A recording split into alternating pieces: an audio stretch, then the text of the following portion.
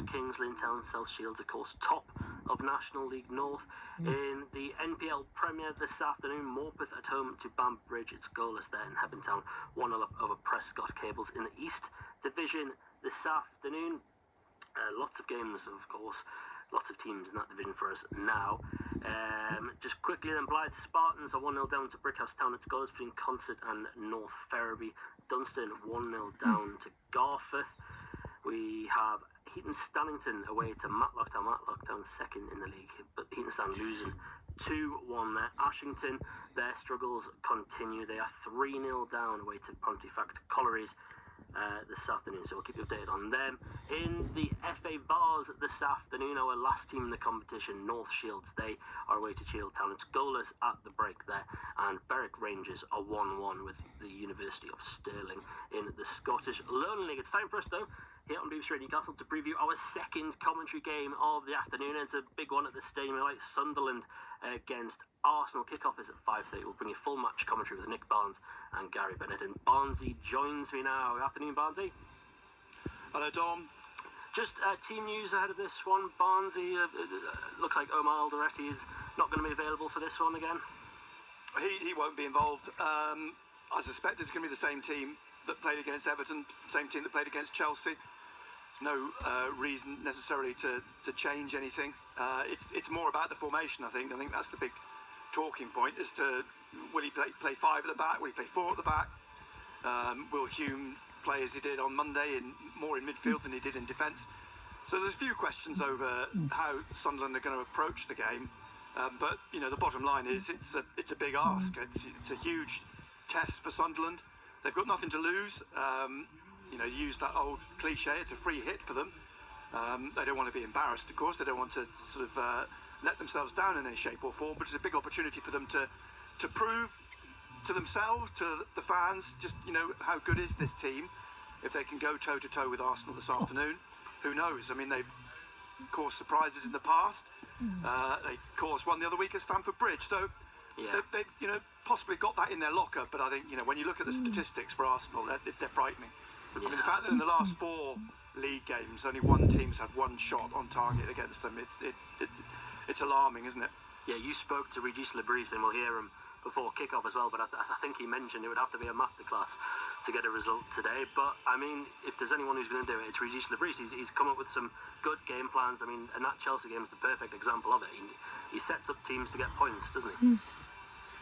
Yeah, so the interesting thing about the conversation that we had yesterday and the others at the press conference is that when Regis Lebris was talking about Arsenal, he talks about the balance in their team. You know, that first and foremost, they've got balance. Secondly, and I think this is really interesting, they don't make mistakes. This team makes very, very few mistakes, and that's the difference between Arsenal and Sunderland to a degree. Obviously, Arsenal got better players, higher calibre players, you know, that goes without saying. But it's also that ability not to make mistakes in a game. Now, Sunderland will make mistakes. They make mistakes. That is what, you know, Sunderland are. They're a young team. You know, they're inexperienced to a degree, and they will make mistakes. And against a team like Arsenal, they can be punished.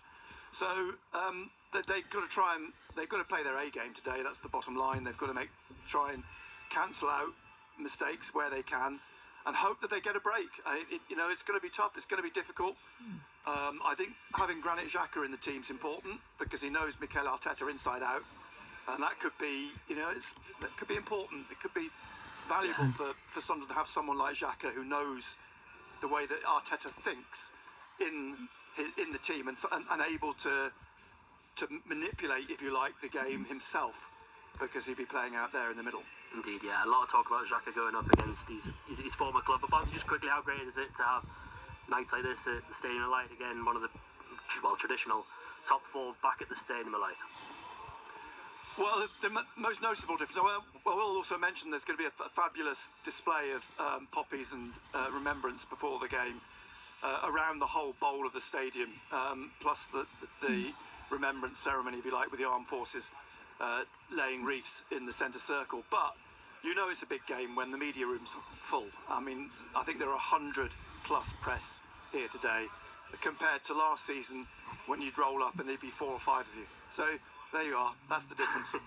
Yes, it certainly is going to be a big game. Nick Barnes, thank you very much for the moment. Then build up to that one with Barnesy and Gary Bennett begins straight after the game against Gateshead. So just after 5 o'clock, a couple of other things to mention to you today. In the Rugby League, England looking to avoid a 3-0 whitewash in the Ashes.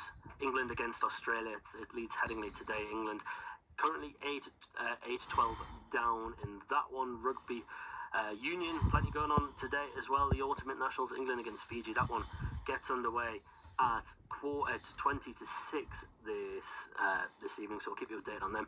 Lots of other internationals going on. Ireland beat Japan 41-10 earlier today. New Zealand are up against Scotland as things stand, and New Zealand currently lead by 7 points to 0.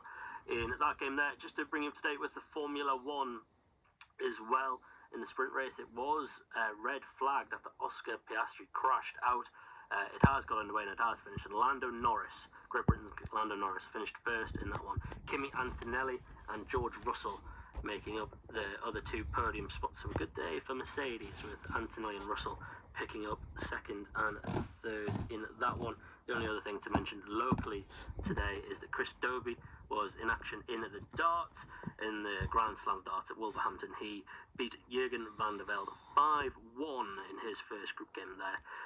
So we'll keep you updated across that on BBC Newcastle tomorrow when he plays his other two games as well. It's time for us though, on BBC Radio Newcastle to head back to the International Stadium for second half commentary of Gateshead against Solihull in the company of Colin White and Paul Dixon. Total Sport North East. Colin White, BBC Radio Newcastle.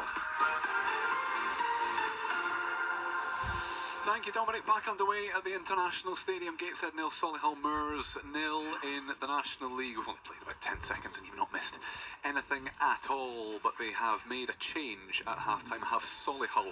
And they've gone a little bit more attacking than they had before. So they've taken off